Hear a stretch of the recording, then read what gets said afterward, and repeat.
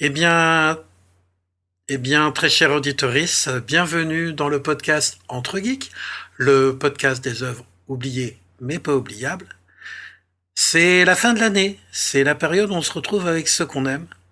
C'est là où on a une pensée pour ceux qui nous ont quittés. Et justement, j'aimerais avoir une pensée pour Dany. Dany, tu nous manques. Mais, mais, mais je suis là, moi. Qu'est-ce que tu racontes? Ah, Dany, mais Mais- c'est un miracle. C'est le miracle de Noël. Bonjour Dany, comment Ah, vas-tu? bah ça va. Moi, jamais, personne m'a jamais appelé miracle, mais bon, il n'est jamais trop tard. Merci, Cosmique. Ça va bien? Dis, ça te dirait qu'on se fasse un film comme au beau vieux temps? Ah là là, tu te souviens? Ah bah ouais, c'était bien ça. Ouais, vu maintenant que tu fais des émissions sans moi, bah ouais, bah, tu prends ton essor, c'est normal. Bon allez, lance-moi le générique. For millions of years, Earth was fertile and rich. Then pollution and waste began to take their toll. Civilization followed. Welcome to man's most magnificent achievement in the conquest of space. The man-made planetoid, Space Academy, founded in the star year 3732.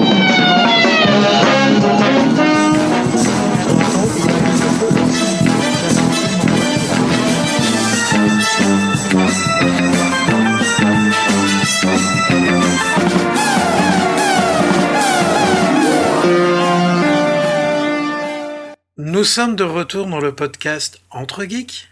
Et donc Winnie me fait la grande... Non, pardon. Non, pas Winnie. Dany me fait l'insigne honneur de revenir dans le podcast Entre Geeks.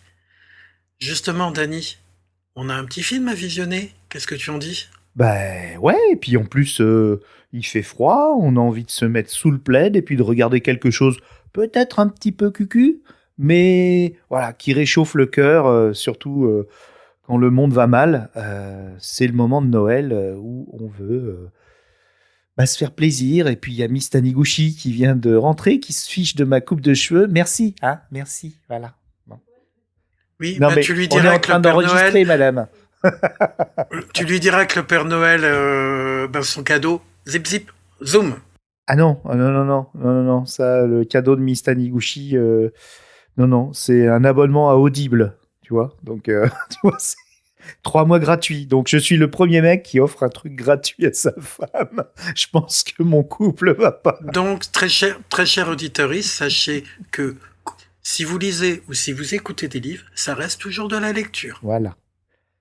C'est vrai, c'est vrai. Et je rappelle d'ailleurs que les amis québécois ne regardent pas des films, mais les écoutent. Tout à fait. Et nous avons une petite pensée à David de La Grande Maladresse, qui nous fait toujours le plaisir de parler des films qu'il écoute.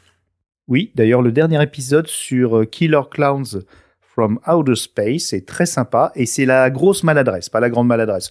Mais on mettra le lien dans la description qui va faire 12 pages, n'est-ce fait. pas, Cosmique? Tout à fait. Et vous êtes bien sûr que je vais me flageller comme il se doit. Pas de clones venus de l'espace, mais plutôt non. des espèces de petits objets volants non identifiés qui arrivent à New York, dans une petite partie, dans des quartiers populaires de New York. Ce soir, nous allons vous parler, ce soir, aujourd'hui, en fonction de l'heure, très cher auditoriste, à laquelle vous allez nous écouter, nous allons vous parler de Miracle sur la 8e rue, ou, dans la langue de Shakespeare, Batteries Not Included. Dany, qu'est-ce que tu pourrais nous en dire de ce film? Alors, ce que j'en dis, c'est que c'est un film, on en parlera après, comme on l'a vu la première fois, mais c'est un film étonnant parce que c'est pas du tout ma came. Si je l'ai regardé, surtout, c'est parce que c'est de la science-fiction, vraiment, et que c'était une époque, le milieu des années 80, où on n'avait pas grand-chose encore à se mettre trop sous la dent en termes de science-fiction. Ça redescendait un peu, on allait vers la dark SF, on allait vers le cyberpunk, ce genre de choses. Mais les choses un peu fun en science-fiction, bah, elles se comptaient sur les doigts de la main, ou alors fallait aller vers du nanar. Et bah, j'ai pris ce film en vidéoclub et finalement le revoir pour cette émission parce que pour rien vous cacher, on vous cherchait un film de Noël. Et je me suis dit, j'ai pensé à celui-là tout de suite. Mais effectivement, Cosmic, est-ce que c'est vraiment un film de Noël ? C'est un film familial, mais est-ce que c'est un film de Noël ? Alors, ce n'est pas un film de Noël au sens strict. Je m'explique. Au sens strict, ça veut dire que vous n'allez pas avoir de neige. Vous n'allez pas avoir de traîneau, de cadeaux. Vous n'allez pas avoir de sapin et de chants de Noël inécoutables. Hein, Maria Carré en COT, on aura ta peau. Voilà. On n'a rien de ça dans ce film. Là, on va avoir des petits moments de bonheur, des moments un peu difficiles. On va avoir de la magie et de la science-fiction et des petits êtres, toute une petite histoire où, clairement, c'est un film qui est un feel-good movie. Et c'est pas du tout un film de Noël, mais en même temps, il y a tout de Noël dedans. Il y a la magie, il y a les bons sentiments, il y a les petits elfes qui sont là. Et c'est un bon moment. Et non, c'est pas un film de Noël, et ça devrait l'être. Et de toute façon, le titre français Miracle sur la 8e rue, c'est un coup marketing pour montrer que, pour surfer sur le fait qu'il y avait Miracle sur la 34e rue, qui est un classique des films de Noël où le Père Noël arrive, etc. C'est ça. Là, on n'est pas sur la 34e rue, on est sur la 8e rue, on est dans un New York un peu crado, un peu sale, un peu abandonné, le New York des gens, des travailleurs. Et moi, je l'aime bien parce que en fait, j'adore New York et pour moi, c'est un petit peu le New York que j'aime. Oui, ça se passe donc. Je vais faire vite le pitch comme ça, on va éviter de parler autour du film sans en parler complètement. Donc, je vais faire vite le pitch. C'est un vieil immeuble qui est au milieu d'un chantier, donc on découvre ça. C'est proprement hallucinant comme décor d'ailleurs, on en reparlera plus tard. Donc un vieil immeuble au milieu d'un énorme chantier dans le New York des années 80, en pleine période d'essor économique, Ronald Reagan, Wall Street, enfin ce mirage, cette bulle qui allait éclater bien plus tard, mais où on détruit tout et on reconstruit à neuf, on fait une nouvelle Amérique, les années 80, la guerre des étoiles. Et voilà, donc c'est le capitalisme flamboyant avec un projet pharaonique d'immeuble typique de New York qui se fait sur un petit quartier, donc ces fameux quartiers new-yorkais où on peut retrouver encore des vieux diners, des vieux appartements. Enfin, c'est le New York de Will Eisner, le New York des années 50. D'ailleurs, il y a tout le début. Ouais, même un peu avant. Tout le début du film, ce sont des photos, effectivement, des années 40.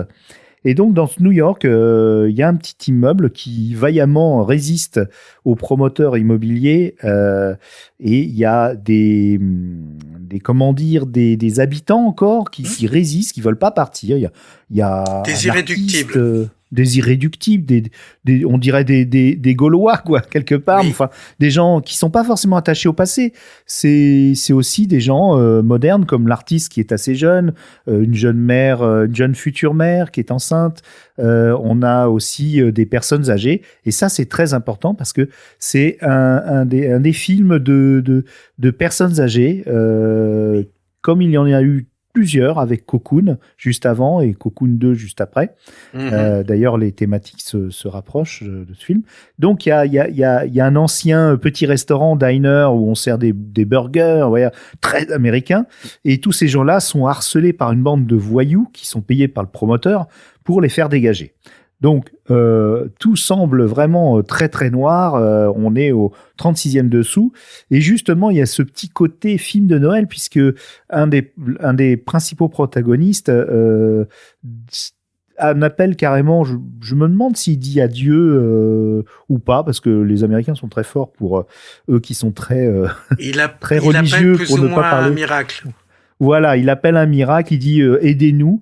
Mais ils aiment bien, tu sais, faire des prières, mais comme ils aiment bien aussi parler au monde entier, puis pas montrer trop leur côté religieux. C'est jamais trop des prières. Depuis Frank Capra, on montre plus des petits enfants qui font des prières les mains jointes, mais on n'est pas dupes. Hein. Donc il demande de l'aide, mais elle vient pas de Dieu, elle vient de l'espace. Enfin, on suppose. Hein. Parce que là, on est dans rencontre du troisième type, mais version micro, puisqu'on a des petits objets qui débarquent dans les chambres et qui commencent à révolutionner tout dans leur vie, sans qu'il y ait une parole d'échanger. Mais il y a donc un duo d'objets, un couple même d'objets volants, qui se baladent comme des drones. Maintenant, on dirait « Ah tiens, c'est des drones !» Nous, on trouverait ça normal, mais à l'époque, on était 10 ans, facilement 10 ans après Rencontre du troisième type. Et c'est un peu ça. Donc là, le miracle, ça va être l'arrivée de ces petits supposés extraterrestres. On ne sait même pas, hein, ça peut être des drones intelligents. On le saura jamais. Mais en tout cas, ce film est la démonstration que le paradoxe de Fermi était faux. Est-ce que tu as envie de savoir pourquoi, mon grand ? Le paradoxe de Fermi, on va en parler. Très cher auditoriste, en fait, le paradoxe de Fermi, il se résout à une seule chose. Enfin, plusieurs choses. Il y a 1 milliard d'étoiles dans une galaxie. Il y a 1 milliard de galaxies dans l'univers. What the fuck, où sont les extraterrestres? Voilà, en gros, c'est ça.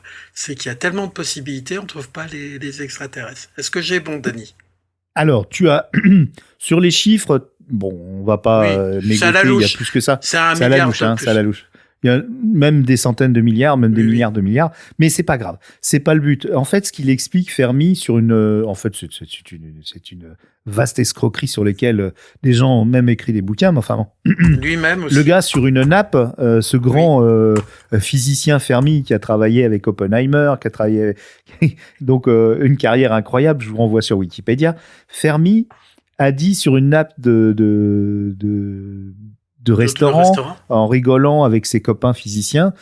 Pourquoi ? Pour lui, la vie extraterrestre n'existe pas. Parce qu'il a calculé que une civilisation très avancée ferait automatiquement une sorte de recherche sur l'univers en envoyant des sondes autoréplicatrices, puisque ça se déroulerait, vu que les transports dans le vide spatial ne peuvent pas dépasser la vitesse de la lumière. Donc, pour parcourir des distances incommensurables, il faudrait beaucoup de temps et le matériel s'usant quoi qu'il arrive. Il faudrait qu'il se reproduise en quelque sorte artificiellement pour mener à bien l'étude de tout l'univers. Et donc, il avait fait un vague calcul en disant, voilà, l'univers fait, à l'époque, peut-être, il pensait qu'il faisait peut-être 5-6 milliards d'années d'âge, mais en calculant, on avait eu largement le temps de recevoir d'une civilisation extraterrestre avancée au moins une sonde qui aurait pris contact avec nous pour nous étudier. Et donc, c'est un peu ça le principe du film. C'est une sorte, on peut s'imaginer, de sonde extraterrestre qui est une intelligence artificielle et qui se reproduit, parce que ça arrive dans le film. Donc, j'y ai vraiment vu le paradoxe de Fermi. Alors, justement, tu parles de sonde autoréplicatrice. Ben, figure-toi que c'est ce qu'on appelle des machines de Van Neumann. Une machine de Van Neumann, en fait, a la capacité, en fonction des ressources auxquelles elle a accès, de pouvoir donc ça peut être métallique, minerai, etc. Donc ça lui permet, en fait, si elle arrive sur un astéroïde, elle va commencer à forer, etc.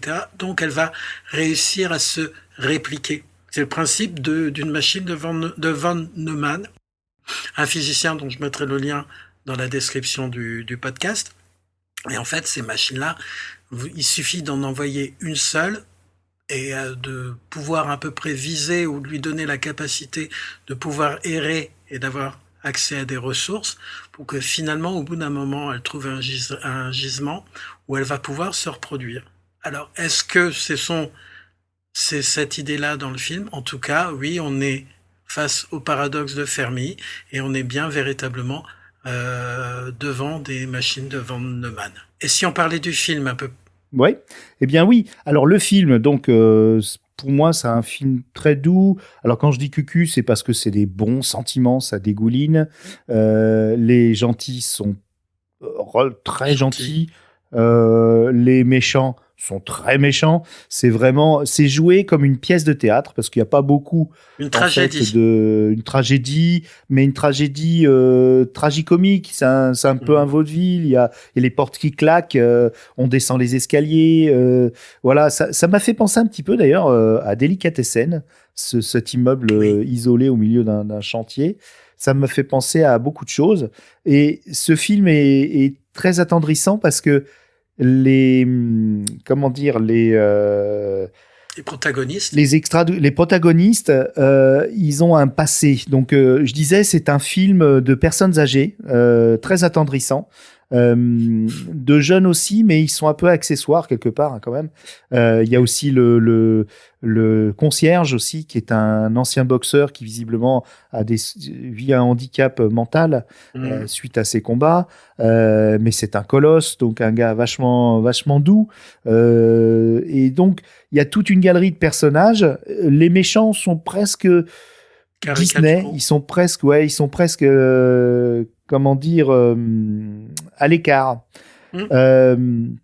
Sauf un, oui, le fameux harceleur, le bandit qui finit par se racheter une conduite parce que c'est un pauvre gars. On voit que c'est un gars dont se moque le promoteur et ses sbires, un gars qui fait pas partie de la haute. C'est un gars qui est issu de la rue, qui a un orphelin probablement, et un chef de gang.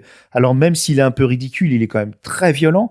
Et donc la scène qui va tout changer, c'est la scène où il détruit complètement le diner. Et donc on se retrouve avec un endroit complètement dévasté, plus d'espoir. Et c'est là que le vieil homme qui vit avec une femme qui est en pleine démence Alzheimer, il se retrouve isolé puisque ses amis sont partis, eux ont craqué. Et il se retrouve isolé avec les quelques personnes qui restent. Et son diner a complètement été détruit. Il peut même plus servir ses clients, qui étaient d'ailleurs les ouvriers du chantier d'à côté. Et donc, c'est là qu'interviennent nos amis, peut-être extraterrestres, qui vont tout réparer en une nuit. Voilà, le miracle est là. C'est que c'est des extraterrestres qui ont besoin de matières premières. Donc, ils viennent piquer un toaster, ils viennent piquer une cafetière, ils viennent piquer une poêle. Mais avec ça, ils se réparent eux-mêmes, ils se nourrissent. Et en plus, ils arrivent à tout réparer. Et ils vont même très au-delà d'ailleurs dans le film. Mais c'est très mignon. Toi, est-ce que tu as été attendri par le film ? À mon avis, ce film est très attendrissant. Néanmoins, je vais avoir une petite réflexion. Il est doux amer. Doux amer parce que on en revient toujours aux fêtes de fin d'année. Les fêtes de fin d'année, c'est les moments où on doit avoir de la joie, mais en même temps, on est un petit peu amer. C'est un film où, oui, comme tu l'as dit, un des héros est avec sa femme qui a perdu la tête, ou qui a un Alzheimer, ou qui a une démence. On apprendra dans le film qu'elle a plus ou moins sa mémoire qui est restée bloquée dans les années 50, parce que c'est ça aussi. Quand tu regardes le générique de début, ce sont toutes les photos de leur vie, et il n'y a plus aucune photo qui passe les années 50. Une des dernières photos qu'on voit, c'est un garçon devant une Buick Roadmaster, et il n'y a plus de photos après. Voilà, c'est clairement, pour une des protagonistes, le temps, il s'est arrêté là. C'est le début du film. Alors oui, il y a le gang qui vient leur dire le promoteur vous donne de l'argent, vous partez, on va raser l'immeuble. Et en même temps, on s'aperçoit que Frank et Faye, donc le vieux couple, en fait, Frank ne s'occupe quasiment pas de Faye parce que, en fait, qui a la fonction des dents de sa femme qui n'est pas bien, qui a des problèmes de mémoire, etc. C'est la voisine. Et au moment où la voisine s'en va, on s'aperçoit que Frank va devoir réapprendre à vivre avec sa femme, à lui donner ses médicaments, etc. il y a une scène pour moi que je trouve déchirante où la voisine avant de partir lui dit bon ben elle prend ça, elle prend ça, elle prend ça. Et je me dis mais c'est sa femme, il ne sait pas ce qu'elle prend comme médicament. Oui, j'ai été perturbé moi aussi. Je croyais que c'était sa sœur qui vivait aussi avec une autre famille, enfin une autre partie de la famille, mais non, c'était des amis qui avaient pris en charge complètement. Clairement, il l'aime. Clairement, il l'aime. Il l'aime. Ah oui. Mais voilà. Donc en fait, c'est un film où, au début, tout est cassé. Le diner est cassé. L'esprit de Faye, donc la vieille dame, est cassé. On va dire que leurs relations entre Faye et Frank sont cassées. Quand on monte dans l'immeuble, Ah oui. Harry, Le couple d'artistes se casse.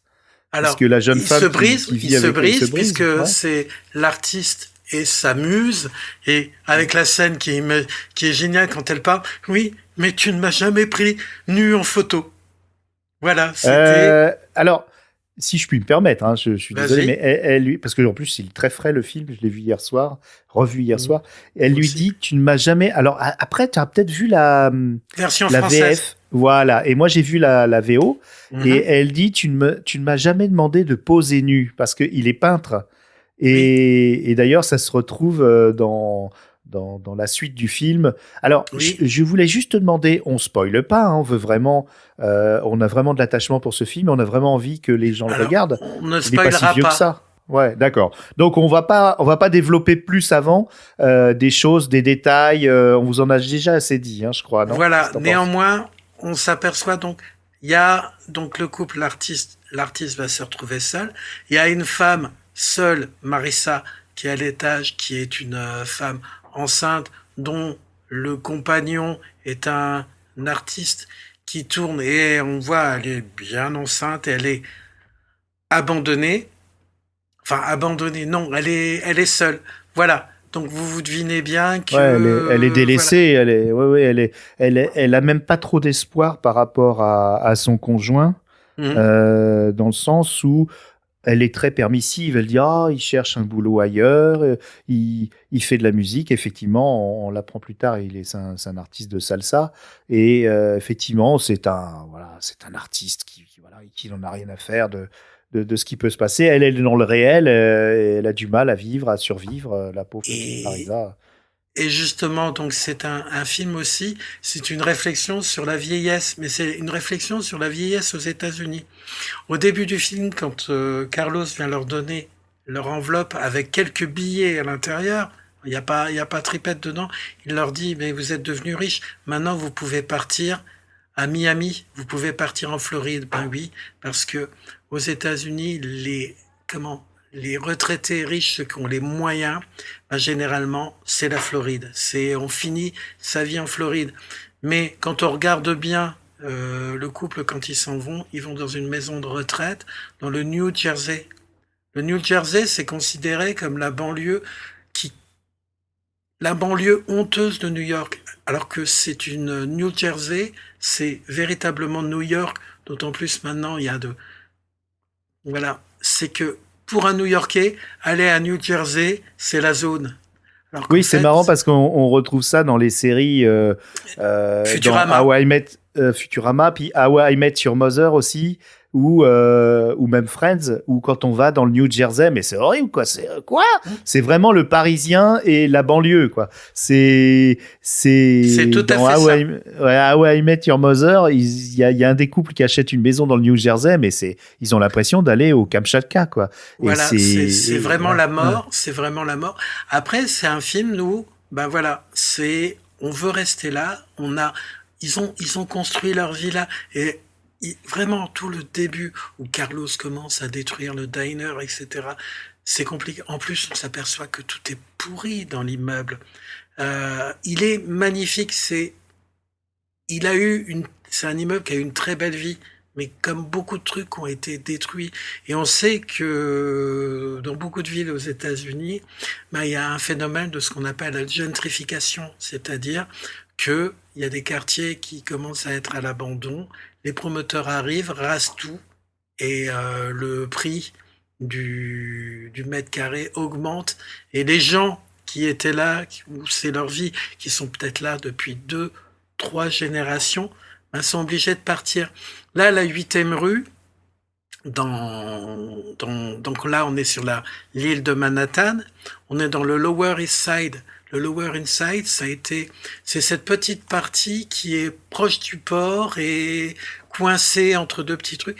C'était le New York des classes populaires. Ça a été à l'origine, le Lower East Side, c'était ce qu'on appelait le Little Germany. Et puis après, il y a eu l'arrivée des populations juives, italiennes. Ensuite, je crois qu'il y a eu hispaniques, etc. En ça, le film est bien parce que Marissa est hispanique, Carlos est hispanique. Voilà, il y a un brassage. Franck, à un moment, dit « Ah, ben vous êtes dans tel appartement. » C'était l'appartement des Morovitz. Bah, d'ailleurs, Franck, il le dit au début, il est né dans cet immeuble. Donc, il a un attachement, lui, encore plus fort que tout le monde qui y réside. Parce que c'est vraiment là où il est né. Voilà, donc, c'est beau de voir un peu cette résistance, alors qu'on sait pertinemment que, bon, les quartiers, ça va, ça vient, à New York, à Londres, même à Paris. Puis je vois même dans ma ville, on construit énormément.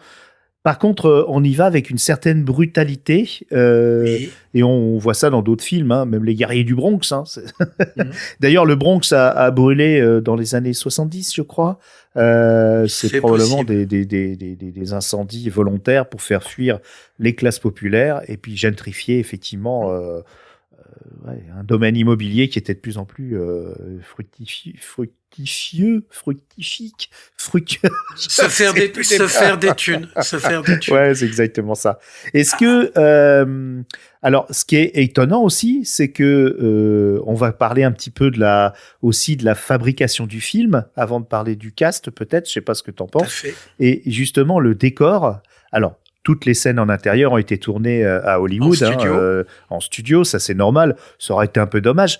Mais quand vous allez voir le film, sachez que cet immeuble n'existe pas. C'est donc le décorateur. Non, il n'a jamais existé. Je vais t'expliquer. Oui, mais il a existé quand même. Je vais t'en parler. Ouais, attends. Oui, il a existé, mais pour le tournage du film, il n'existait plus.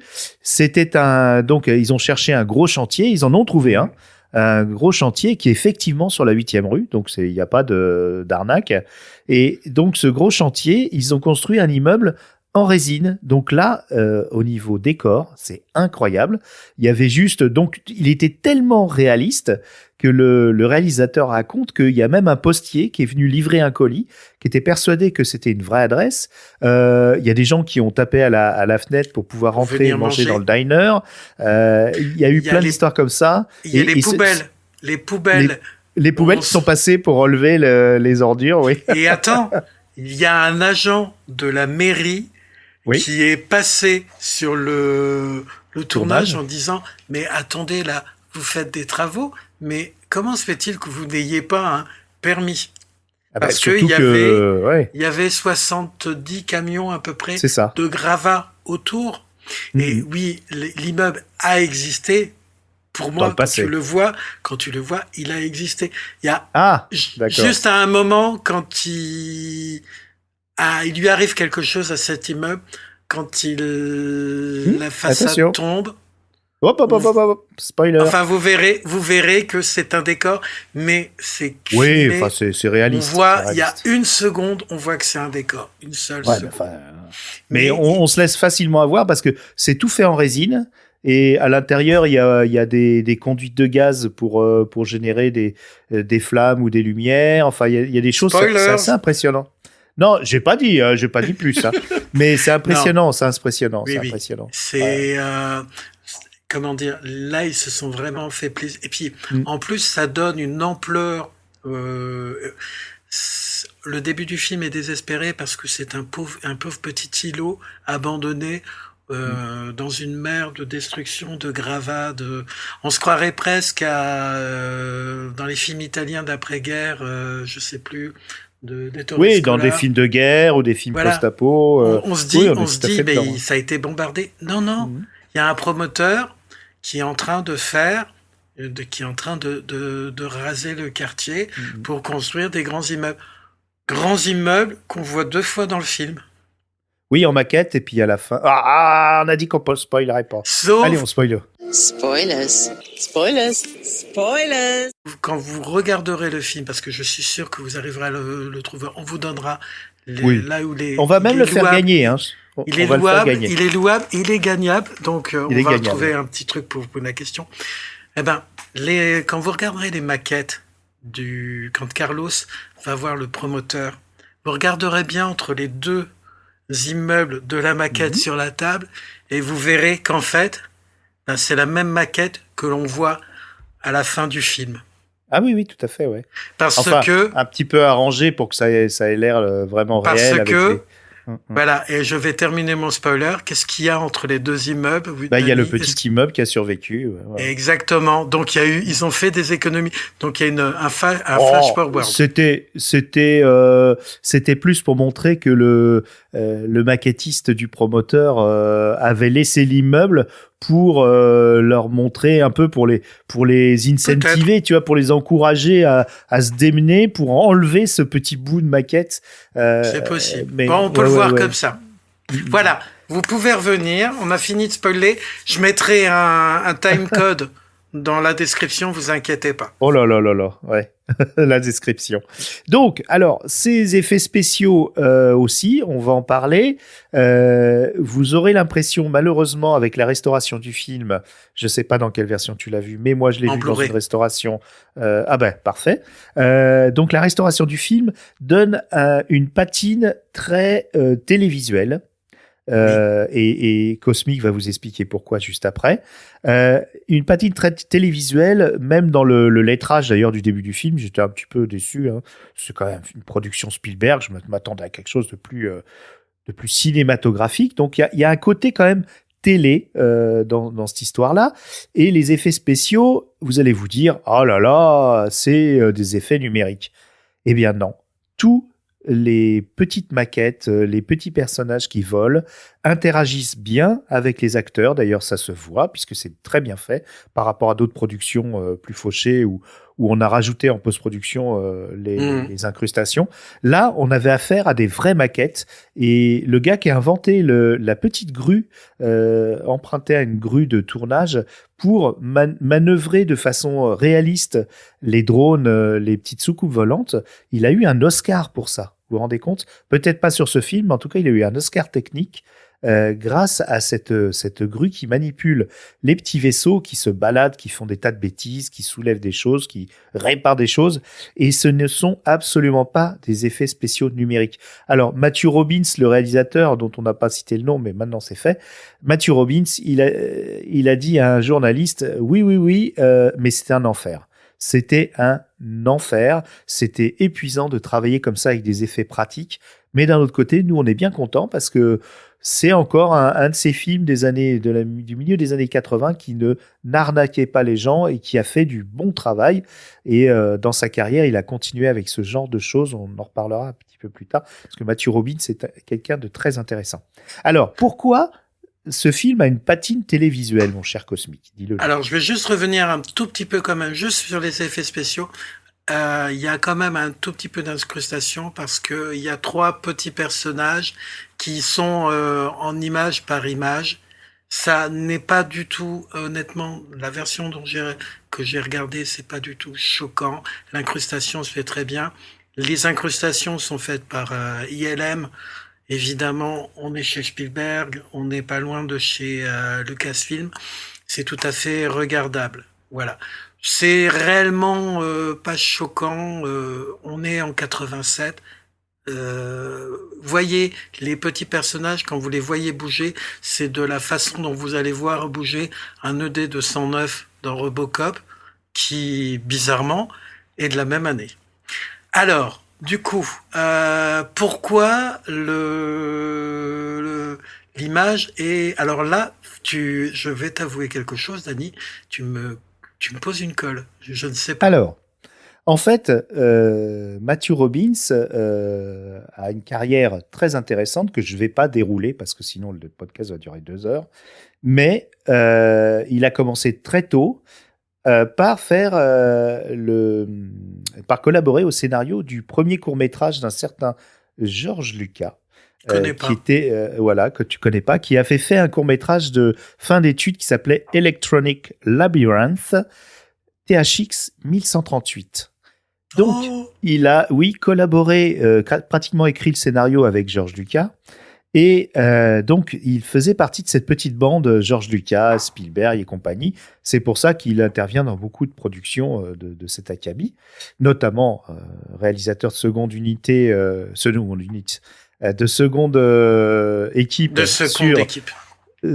équipe sur Rencontre du troisième type, 10 ans plus tôt.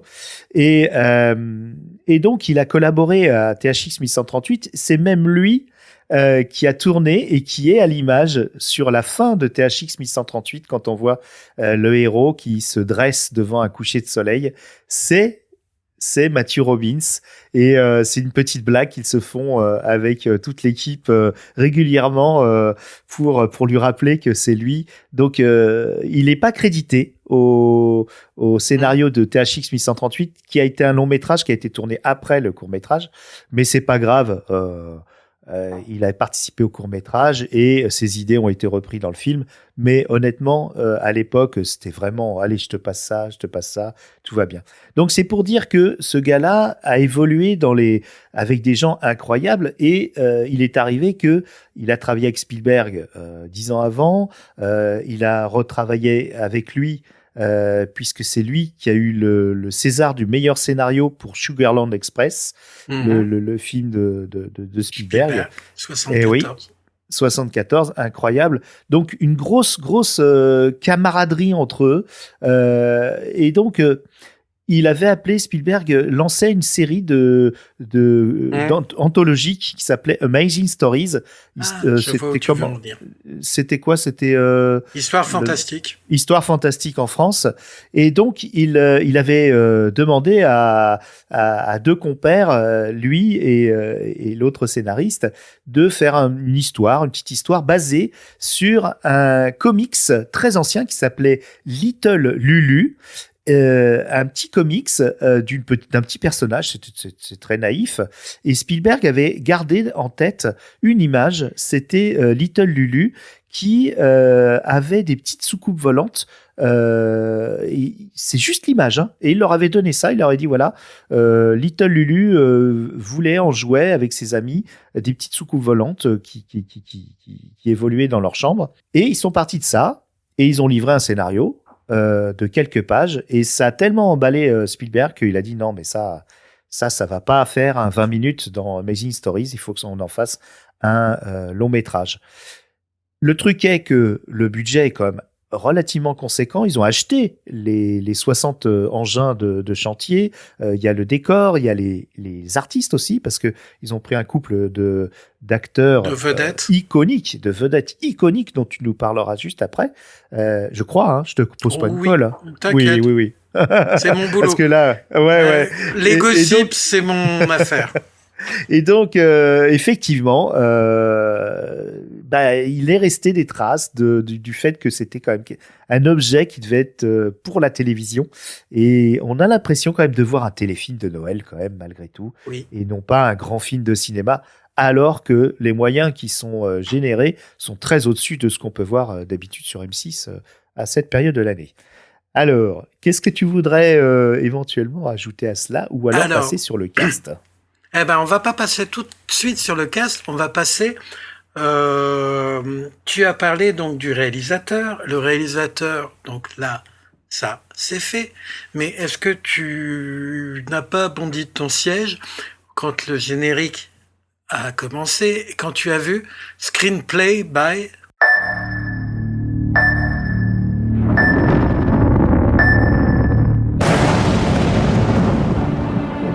Et là, il n'y a pas un nom qui t'a fait « Waouh !»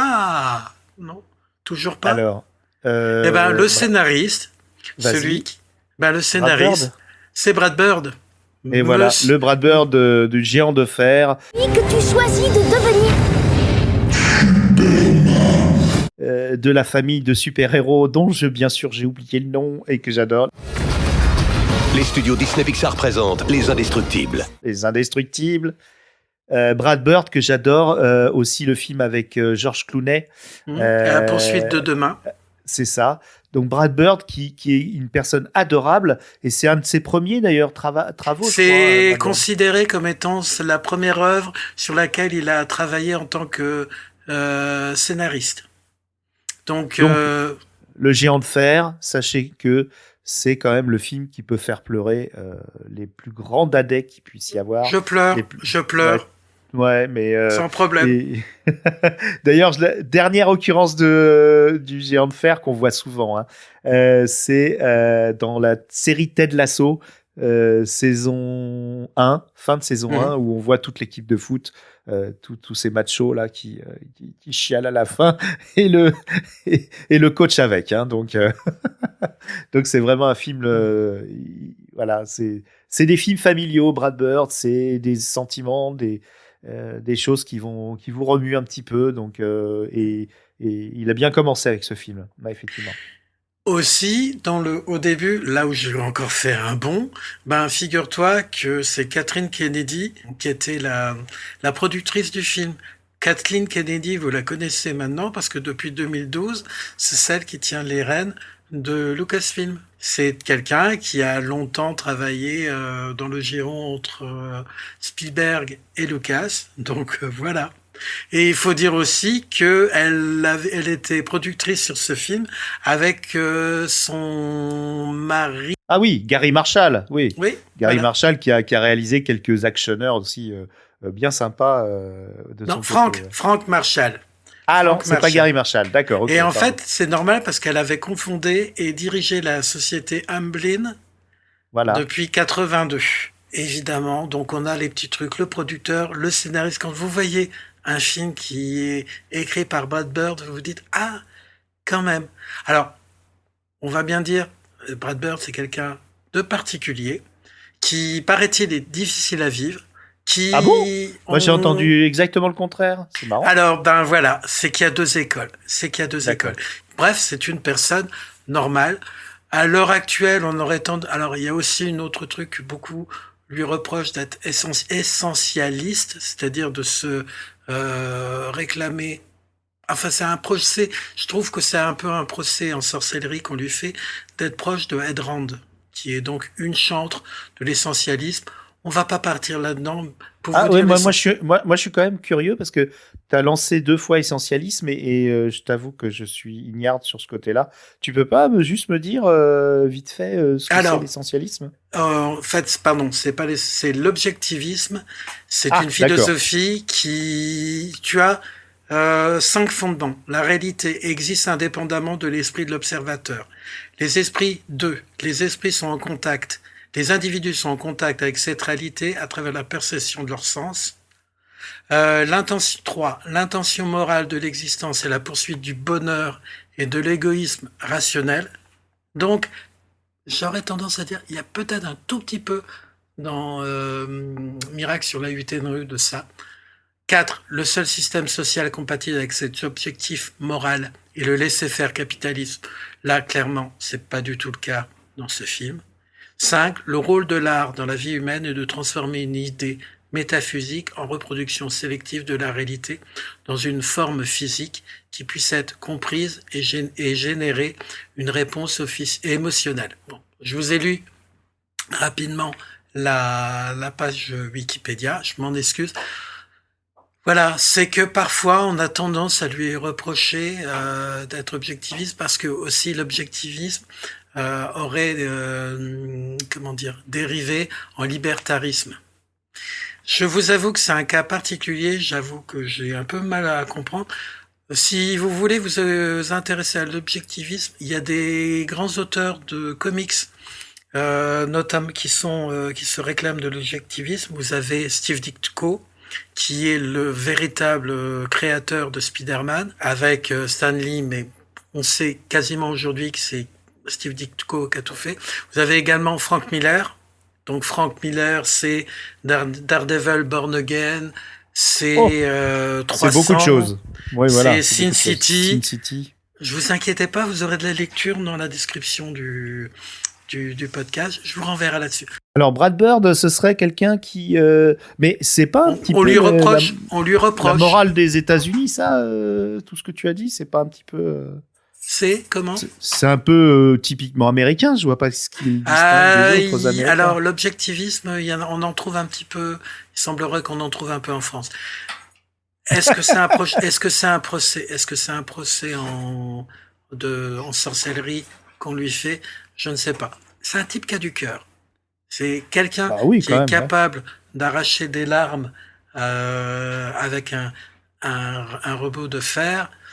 Et puis, voilà, le film en lui-même, tel que celui qu'on fait aujourd'hui, donc Miracle sur la 8e rue, entre parenthèses, batterie not include, il y a quand même du cœur dedans. Le cast, qui est-ce qu'on a? Hume Cronyn, qui est un vieil acteur de Hollywood, qui est né en 1911 et qui est mort en 2003, qui a eu une longue vie, donc il est mort à 92 ans. Pour dire, vous l'avez vu dans plein de films. Vous l'avez vu dans L'ombre d'un doute d'Alfred Hitchcock, dans des feuilletons, dans des Alfred Hitchcock présentes. Vous l'avez vu dans tellement de films, Les Vertes Années, La Cinquième Croix, Le Monde selon Garp. Ah, voilà, d'accord. Et là, on est dans les années 80, parce que, oui, très cher auditoriste, on a beau être des vieilles personnes, on a commencé à, je pense que vous aussi, il vaut mieux qu'on se concentre sur les films des années 80. Donc, Le Monde selon Garp, 82. Cocoon, 1985. 1987, Miracle sur la 8e rue. Cocoon, le retour. D'ailleurs, il y a quand même une particularité sur ces trois films, Cocoon 1, Cocoon 2 et Miracle, et également d'autres films, parce qu'il tourne avec sa femme.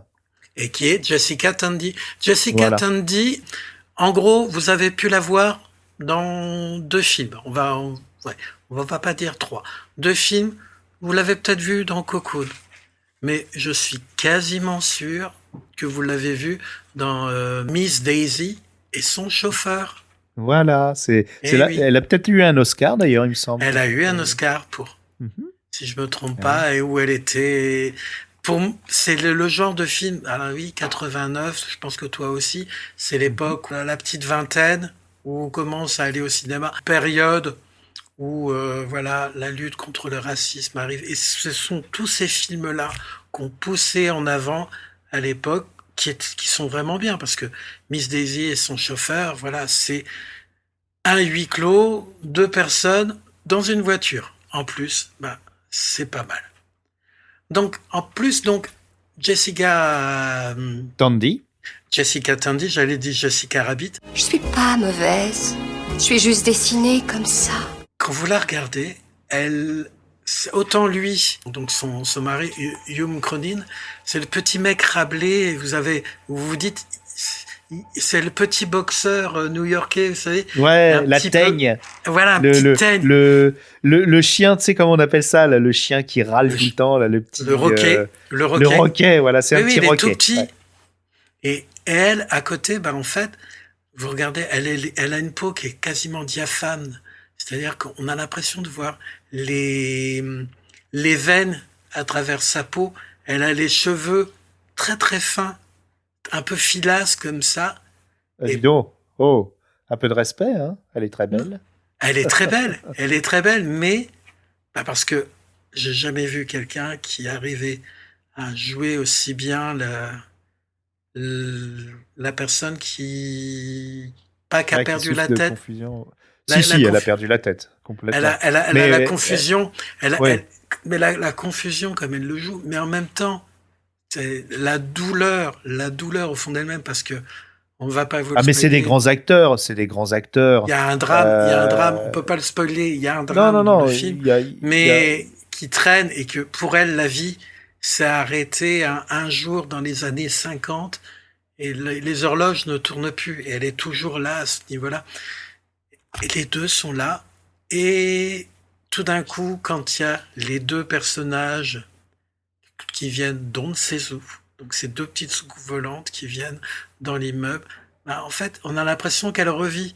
Tu sais que je me suis posé même la question en me disant, puisque les petites soucoupes volantes sont capables de tout réparer, je me suis dit, est-ce que c'est pas voulu, c'est de se dire, ils lui ont un peu réparé l'esprit.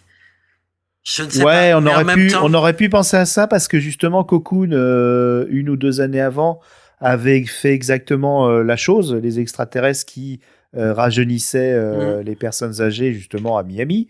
Mais là, c'est vachement différent. Ouais, effectivement, c'est un concours de circonstances. Faut le dire. C'est un hasard qu'ils apparaissent dans ce. D'ailleurs, on ne saura jamais d'où ils viennent. Mais c'est une sorte de hasard bienvenu. C'est une coïncidence et voilà. Mais à un moment, effectivement, ils aident, ils réparent, mais ils font pas que réparer. Ils aident aussi à faire des tas de choses. Il y a une petite famille qui se recompose grâce à eux et bizarrement qui essaye de se recomposer avec Carlos le méchant. Donc il y a une sorte de côté sitcom un peu où on essaye de recréer une famille avec les derniers occupants et c'est voilà du quartier, enfin de l'immeuble quoi, parce qu'il y a plus de quartier mais c'est vrai que moi j'ai adoré cette première scène, tu vois, pour pas parler de spoiler, mais où elle perd la notion effectivement de la réalité. Elle part avec un vieux caddie démantibulé pour faire ses courses. Et une chaussure dépareillée. Ouais, une chaussure dépareillée. Et une clope au bec. Une clope au bec. Ça y est, t'as fini? Le tabac, c'est à vous. On en viendra tous à vous. Non, mais pour bien dire que c'est en même temps, elle ne craint personne. Il me laissera pas finir. Tu vas voir, il me laissera pas finir. Tu sais que je couperai. Oh non, t'es méchant. Oh, ne me coupe pas. Ne me coupe pas. Ça va trancher, chérie. Moi, alors, donc, non. Et donc, elle part faire ses courses et elle enjambe les gravats du magasin. On voit le magasin qui est complètement soufflé comme par une explosion. Et on la voit comme ça avec son clopo au bec. Elle est vraiment, on dirait une clocharde, quoi. Et c'est vraiment le déclassement social des gens à New York. Il y a un côté social énorme dans ce film, faut pas l'oublier. C'est un film familial, mais c'est aussi un film social. Et là, on voit la patte de Spielberg qui, d'après Matthew Robbins, parce que il y a eu une longue interview dans le bonus, et on va pas la spoiler non plus complètement parce que la carrière de Matthew Robbins est fascinante et il la raconte très bien.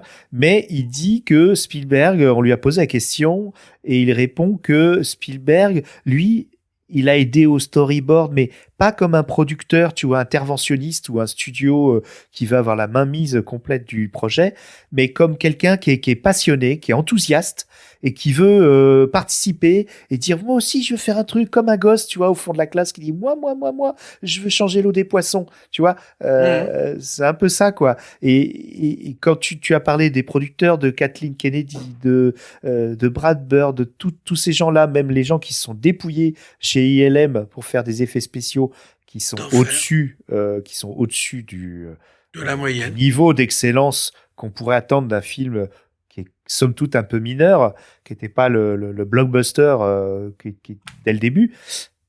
Eh ben, on se dit, ce film, il a été touché par la grâce, par plein de gens qui se sont éclatés, quoi. Qui se sont littéralement éclatés. Et qui se sont pas quittés d'ailleurs. C'est des petites communautés comme ça, des petits gangs, comme il dit Matthew Robbins. Et voilà, c'est une belle aventure humaine aussi, ce film. Alors, je t'ai coupé dans le cast. Je te laisse continuer. Alors, non, simplement dans le cast, vous allez avoir... là aussi, là où c'est dommage, c'est que la qui joue Carlos, c'est Michael Carmine, qui décédera 2 ans plus tard, sida.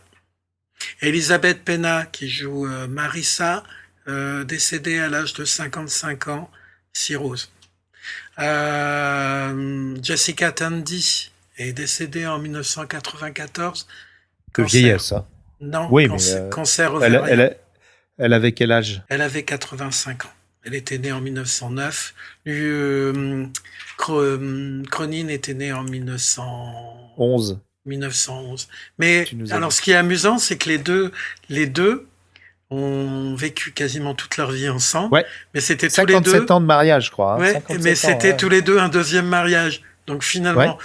si ça marche pas une fois, tenter une deuxième fois, ça Oui, marchera. bon, ça, on va pas en faire non plus une Voilà. règle. Après, mais ils ont joué très souvent ensemble, en plus. C'est ça qui est génial.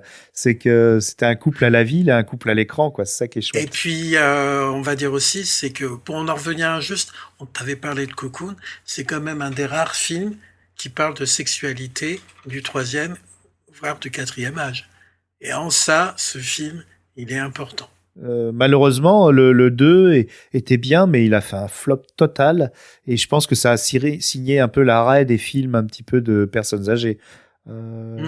C'est vrai que cette année-là, ces 3 films-là sont vraiment des films qui mettent en avant des personnes qu'on voit plus à l'écran. Qu'on ne montre jamais. Qu'on ne montre jamais. Voilà. Alors qu'on va tous y passer. Hein. Je suis désolé, Oui. toi, chère auditorice de 25 ans, sache que on sera plus là pour le voir, nous. Hein. Donc, mais tu sais que tu vas avoir de plus en plus de problèmes dans quelques temps. Tu remarques une chose, c'est que lorsque les voisins partent dans leur maison de retraite dans le New Jersey, on ne les voit plus. En fait, quand on part dans une maison de retraite, on n'existe plus. On est sorti de l'équation. Alors, je voudrais je diverge totalement, mais c'est un sujet qui me touche beaucoup, déjà parce que là, quand on enregistre, je suis chez mes beaux-parents et justement, mon beau-père subit un cas de démence, donc il est alité et il est sénile. Hein, il n'a pas Alzheimer, mais il est sénile. Et donc, je vis cette chose qui arrive malheureusement. Et puis, je milite aussi beaucoup pour l'intergénération. Oh là là Intergénérationnel. Ouais, l'intergénérationnel.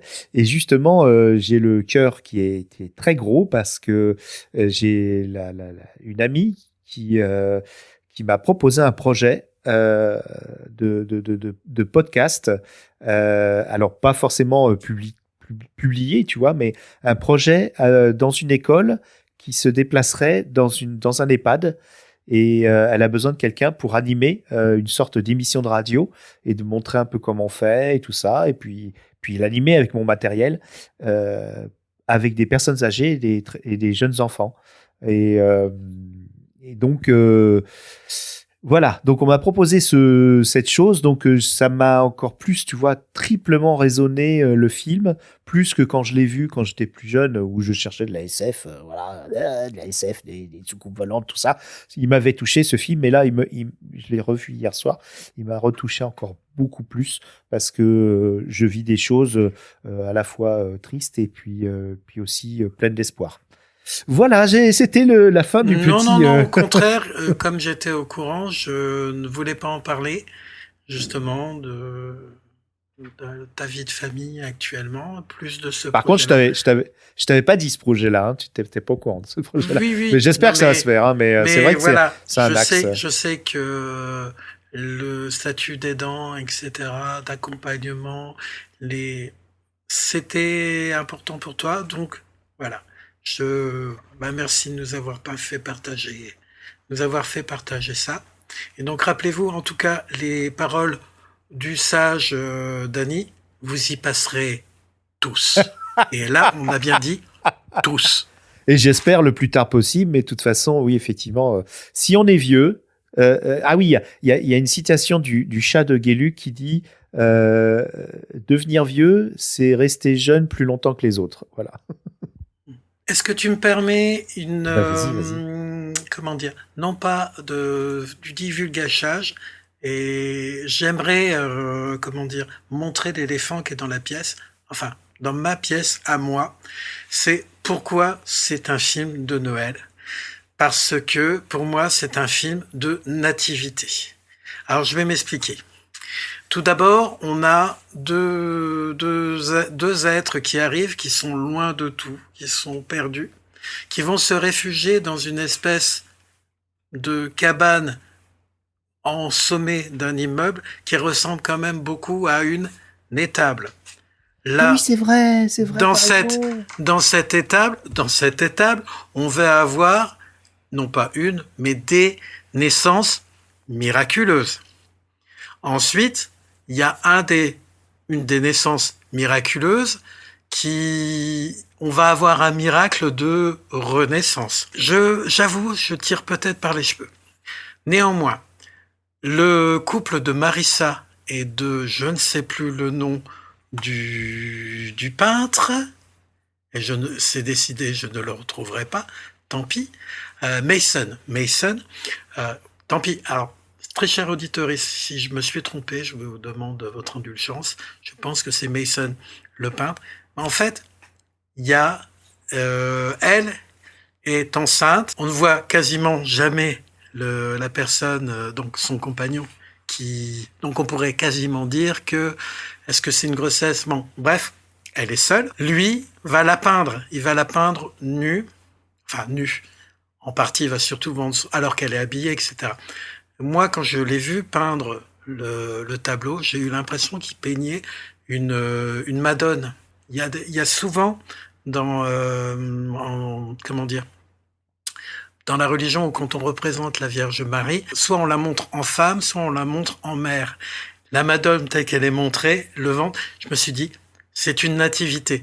Voilà pourquoi, pour moi, alors oui, j'ai une éducation judéo-chrétienne que j'ai préféré oublier, mais je peux pas m'empêcher d'être, entre guillemets, un peu triggeré par certains moments, certaines scènes comme ça, où je me dis, ça reste quand même un film de Noël ou un film de nativité. Alors peut-être que je vois le mal où il n'est pas. Après, voilà. Moi, je rajoute une pièce dans le Grondin, même deux, puisque déjà, il y a des petits détails comme la guirlande lumineuse qui fait très festif Noël. Et puis, ils ont quand même toute cette bande de guignols, parce que c'est quand même des bras cassés, des abîmés de la vie, comme on dit. Ils font un peu roi mage. En plus, on a Balthazar avec le grand costaud, le boxeur. Voilà, il y a un côté comme ça, effectivement. Et puis, tu as le Ponce Pilate qui est le promoteur avec ses sbires, voilà, et même le sbire Carlos qui finit par péniblement changer, quoi, comme le centurion qui a changé et qui est devenu chrétien. Donc effectivement, oui, on peut dire que c'est un film chrétien. Oui, je pense que c'est voulu, c'est en sous-texte. Alors, toi, tu vois le centurion, moi, je voyais en Carlos, parce qu'il demande, à la fin, j'ai l'impression qu'il essaye de se faire adopter, oui, c'est ça. Symboliquement. C'est une famille recomposée, ouais. Et comme Jessica Tandy a tendance à appeler tout le monde du nom de son fils, moi, j'ai trouvé que c'était l'analogie un peu avec le fils prodige. Tu sais, qui est parti sur les mauvaises routes, et puis un jour revient, et tout est pardonné. C'est un petit peu ça. Voilà, alors je vois peut-être là où il faut pas. À vous de vous en faire votre avis. Non, je suis assez d'accord avec toi. D'ailleurs, je te jure, après, peut-être que je faisais l'analogie avec Miracle sur la 34e rue. Ouais, et qui était vraiment un film de Noël classique, quoi, comme La vie est belle de Frank Capra. Est-ce que... je pense que on va pas faire un film de 3 heures. On n'a pas fait le tour, non. Justement, pour que vous puissiez apprécier le film, pour que vous puissiez gagner le DVD où il y a le beau bonus dedans, qui est très intéressant, honnêtement. Ça vaut le coup, c'est vraiment une petite part du cinéma, et c'est une vision du cinéma aussi qu'a Matthew Robbins, qui est très intéressante. Et ouais, est-ce que on peut passer à la partie reco de Noël pour les gens qui ont peut-être envie d'acheter ou de regarder en VOD quelque chose qui fait référence à Noël? Est-ce que tu as quelque chose à nous proposer à nos auditorices? Ah, c'est sympa, t'aurais pu prévenir.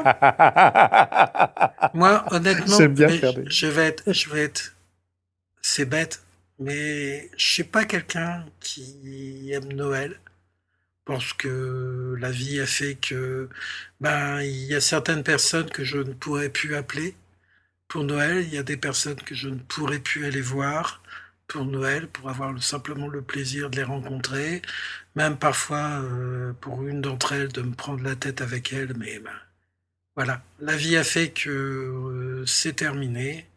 Alors, on a pu se faire des au revoir, on a pu se faire des adieux. Ça ne sera pas possible. Moi, ma recommandation de Noël, ben, de temps en temps, pensez aux personnes qui sont proches de vous et téléphonez-leur. Et puis, pour Noël, ben, choisissez un bon film. Ça peut être celui-ci, ça peut être un film nul, quand vous pouvez les avoir sur M6, sur maintenant Netflix commence à faire des films de Noël. Si c'est votre trip, regardez-le ensemble, passez surtout un bon moment.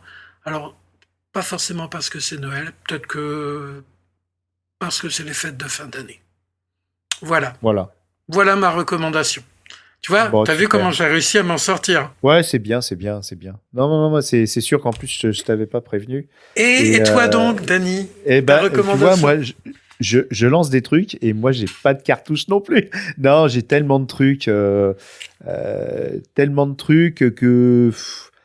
Ouais, je te suis en fait. La culture, l'esprit de Noël, non, c'est l'esprit de Noël. Il dépasse le mois de décembre. Donc moi personnellement, j'aime pas le mois de décembre parce que pas que j'aime pas les fêtes de Noël, mais il m'arrive toujours des merdes. Il m'arrive toujours des trucs. Je fais très attention maintenant quand je vais en rando ou je conduis ou que voilà. Mais bon, malheureusement, effectivement, j'ai perdu quelqu'un l'année dernière. Donc c'est vrai que le mois de décembre, je l'appréhende beaucoup. Alors peut-être que cette année, justement, comme je suis entouré de tas d'amis comme toi, j'ai un petit peu... C'est ça ma magie de Noël, en fait, c'est les autres. Et Sartre avait tort. L'enfer, c'est pas les autres, hein, c'est soi-même. Donc quand on ne s'aime plus trop, bah on a qu'à aller se faire aimer par d'autres, voilà, tout simplement. Et donc être un peu gentil, être un peu sympa sur la route. Ne pas faire le justicier, aider une petite dame dans le métro, faire des sourires aux artistes dans le métro, faire des sourires dans le métro. Tiens, voilà, la magie de Noël que je recommande, c'est arrêter de faire la gueule, baissez votre casque, écoutez les autres et faites des sourires dans le métro. Voilà, pour moi, je pense que l'humanité s'en portera mieux si on arrête de se replier sur soi-même. Et je ne critiquerai plus jamais les gens qui téléphonent dans le métro. Bon, déjà, c'est pas comme dans 2 heures de TGV, mais d'un autre côté, je critiquerai plus parce que c'est des gens qui se parlent et c'est de plus en plus rare. Donc, tout à fait. Voilà. Et ben, merci beaucoup, mon cher Cosmique. Merci à toi, mon cher Alors, Dany. tu vas organiser comment le concours pour faire gagner le DVD Je l'envoie dans un point relais de la personne qui gagne, mais comment tu vas faire? Tu sais quoi, Dany? C'est toi qui va choisir la question. D'accord. Alors, je sais ce que tu vas choisir. Ah non, tu sais pas, parce que je viens de l'inventer à l'instant, donc c'est pas possible. Génial. C'est pour ça, tu vois, ma cartouche, c'est la cartouche Dany. On va voir si tu l'as deviné. Comment s'appelle, alors le premier qui répond, le mail que vous avez en description de l'épisode. Donc vous répondez, le premier qui répond ou la première qui répond à la question, je lui envoie dans un point relais, pas besoin de me donner votre adresse. Donc, la question c'est, quel est le titre du premier court-métrage de George Lucas dont Matthew Robbins a fait le scénario? Le titre complet, hein, pas le titre juste du long-métrage qui en est sorti. Voilà. C'était ça que tu avais deviné? Non, je pensais que tu allais faire, mais combien de fois Cosmic Beast a dit « voilà ». Donc voilà. Oui, c'est vrai. Ah, tu les as tous coupés dans Pandore. Voilà. Arrête, c'est pas possible. Au revoir, chers amis. À bientôt, très cher auditoriste. Attends, avant que tu partes, Dany. Oui. Tu sais qu'on a on a 2 traditions sur Galaxy Box et sur Galaxy Pop. Galaxy Box. Oh, c'est pas possible. Sur Galaxy Pops. Ben voilà, ça y est, c'est bloqué. Sur Galaxy Pop et sur Entre Geeks, le podcast des œuvres brillées, mais pas oubliables. Le premier, c'est qu'on va faire Ho Ho Ho Galaxy Pop. Ah oui. Et oh. on va le faire après. Et après, Ouais. tu me diras quelle musique tu aurais envie que je mette à la fin. Oui, c'est vrai. Ah ouais, j'adore cette tradition. Alors, tu me dis le top pour faire oh avec toi. 1, 2, 3. Galaxy Pop. Alors, la musique. Ah ouais, du coup, ouais, on se fait des petits jeux de colle et de show-strap. Qu'est-ce que j'ai écouté en dernier? Alors, je sais que Maria Carey, tu vas la vomir. Ah, je la conchis. J'aimerais une version... alors tiens, je vais te lancer un défi.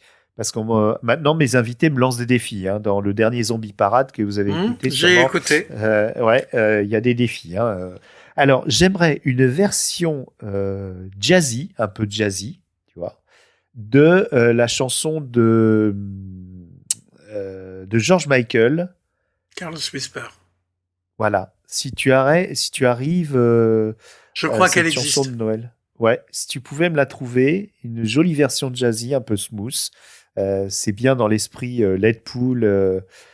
Voilà. Donc, et puis tiens, j'en profite.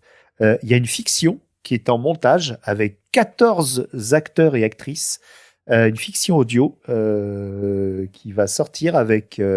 alors, tu n'es pas dedans, mon cher Cosmic. Hein, mais j'ai pas à l'être. si, tu seras dans la prochaine, t'inquiète pas. Et mince. donc... ah oui, mon pauvre. Surtout que je t'ai prévu un rôle dans la prochaine, mais ça, ce sera pour bien plus tard. Donc, la fiction d'après Noël, parce que nous, on fait pas les choses avant Noël, on fait pas le calendrier de l'avant, on fait plutôt le calendrier de l'après. Donc, vous aurez une fiction extraordinaire, vous allez voir. Avec plein de nouveautés. Teasing. Écoute, moi, pour ma part, je vais encore te raconter ma vie. Ah? Ouais, figure-toi qu'on a un rituel depuis des années avec ma voisine de canapé et moi-même, c'est que chaque soir de Noël, on écoute des chants de Noël, mais pas par n'importe qui. Ah. Par Billy Idol. Ah oui, et justement, tu sais quoi? Juste avant que tu dis rituel, je me suis dit, tiens, on a oublié de faire un gros bisou aux Yukigamis qui, outre Halloween, qui est une vraie passion, Noël aussi en est une chez eux. Et Chris Yukigami et Oli Yukigami sont des gros fans de Billy Idol.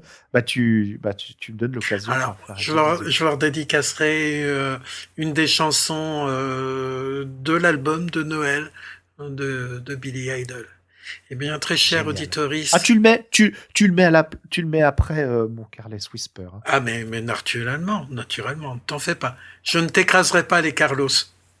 D'accord. Oh là. Ok, ça marche. Eh bien, très cher auditeur RIS, on vous souhaite de bonnes fêtes de fin d'année. Prenez soin de vous, prenez soin des autres. Alors, Noël est une fête commerciale. Si c'est votre cas, si vous aimez ça, faites-le. Mais pensez aux autres. Et puis, bonne fête de fin d'année. On clôture 2023. Et le podcast Entre Geeks, le podcast des œuvres oubliées, mais pas oubliables, a, on va dire, un bon calendrier pour 2024. Que ce soit avec Dany ou sans Dany, avec Cosmic Beast ou sans Cosmic Beast. Et puis, n'oubliez pas, notre mission, c'est surtout de faire exploser... Non, je vais la refaire. Comment je l'ai créé? Au mépris du danger, faire exploser votre playlist. Allez, ciao, bonsoir, bonne fête de fin d'année. Bisous. Bonsoir, bisous, bonne fête.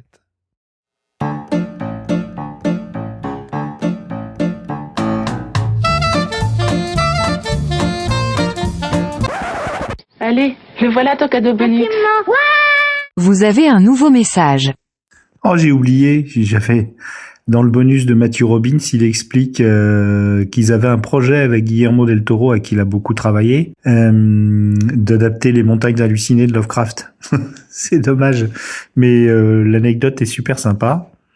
Et donc le projet n'est pas mort, mais c'est vrai que maintenant Ils voulaient y mettre 200 millions de dollars, mais le studio qui avait acheté ça a pris un gros bouillon. Je me souviens plus sur quel film, et donc ils voulaient plus en prendre un autre, quoi. Donc là, par contre, de nos jours, donc là, on est quelques années après, ça serait peut-être faisable. Donc il y avait Tom Cruise, figure-toi, dans l'idée. Donc peut-être qu'on verra un jour les montagnes hallucinées par Guillermo del Toro sur scénar de Matthew Robbins voilà, et peut-être Tom Cruise. Voilà, c'était un petit peu le petit scoop qu'il y avait dans le bonus. Trop cool. Allez, ciao. Ah oui, j'oubliais aussi, quand je te parlais du projet avorté, entre guillemets, des montagnes hallucinées par Guillermo del Toro, le studio a plus ou moins cessé tout le développement. Du coup, même pas dans la semaine, Guillermo del Toro, paf, il repartait avec exactement la même équipe. Les dessinateurs, les designers, tout le monde, pour faire Pacific Rim, qui est un film d'inspiration Lovecraftienne, puisque c'est des grands anciens qui surgissent de l'espace. Ça va ? Qui surgissent de l'espace pour prendre possession de notre planète, quoi, tout bêtement. Hein. Donc, c'est sur les kaiju, et Lovecraft l'avait pas prévu. Mais bon, en tout cas, les montagnes hallucinées ont accouché non pas d'une souris, mais de Pacific Rim.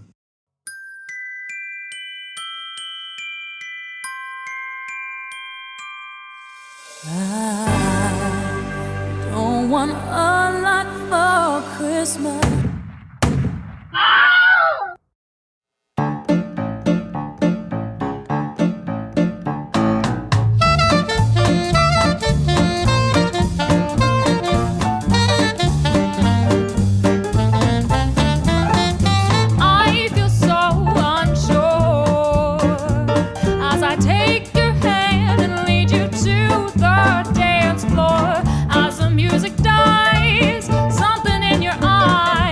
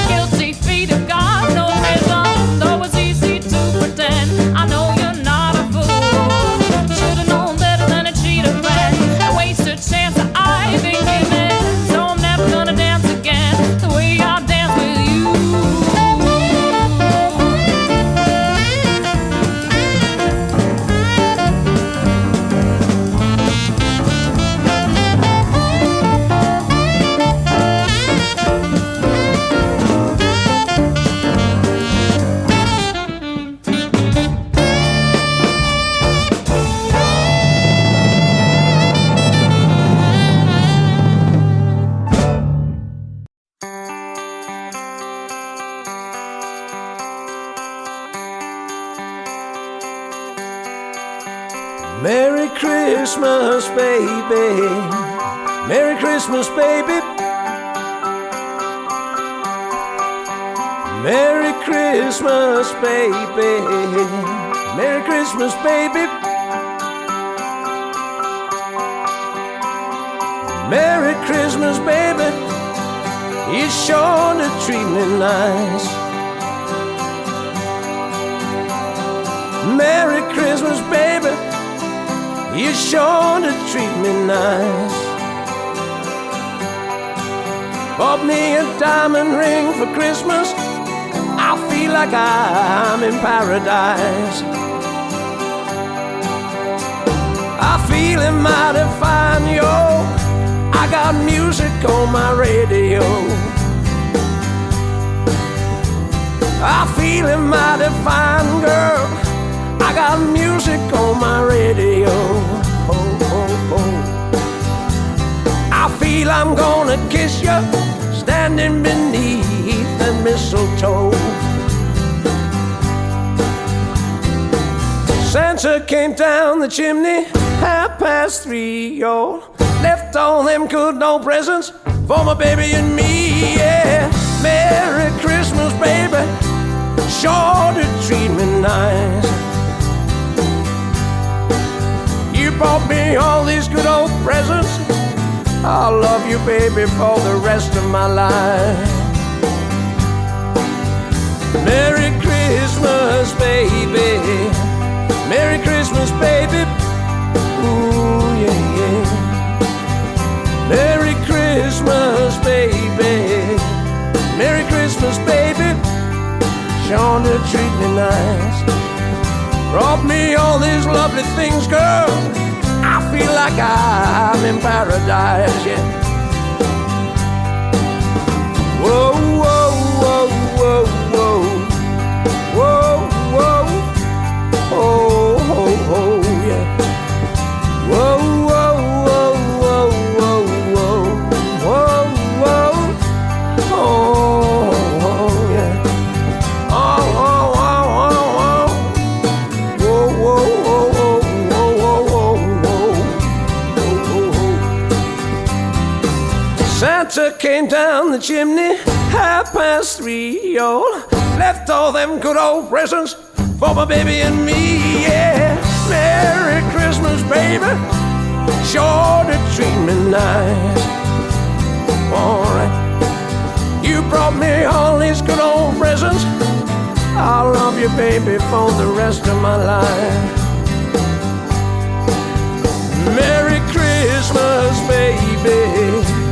Merry Christmas, baby. Oh, oh.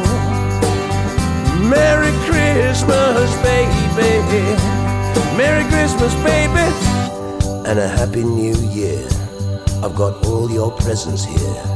Of the tree, all the trimmings waiting on you to just come on home. Merry Christmas, baby. Merry Christmas, baby. Ooh, yeah. Merry Christmas, baby. Merry Christmas, baby.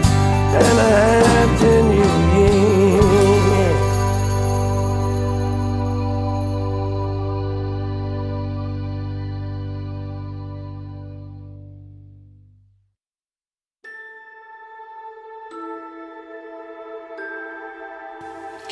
Podcast, frontière de l'infini, vers laquelle voyage Galaxy Pop. Sa mission, depuis plus de 3 ans, explorer de nouveaux mondes sonores, découvrir de nouveaux sujets, rentrer dans vos maisons et au mépris du danger, faire exploser votre playlist.